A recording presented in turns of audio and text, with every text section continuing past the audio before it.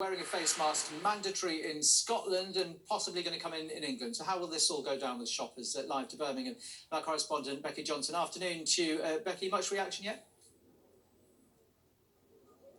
Well, it's really interesting actually, because I'm going to show you around here in the city centre in Birmingham. If you just have a little look at the shoppers here, you'll see that really only a very small percentage of people are actually wearing face masks.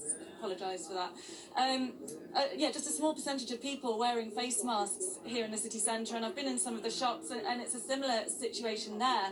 But I think it's not really the people that are here that this change in policy, if it happens, would be designed to encourage, because these people are clearly confident to be here in the city centre, they're clearly confident to be shopping.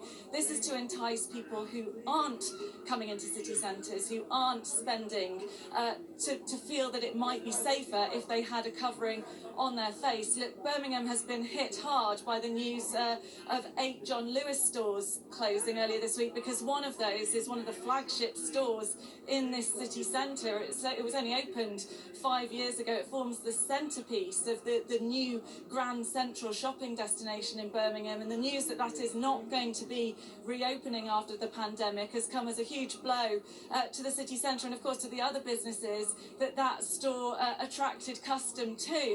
And therefore it's because of announcements like that from John Lewis, also the announcement that a number of Boots stores and jobs are going to go, that the government is clearly feeling that it needs to intervene to try to encourage people that it is safe to go out.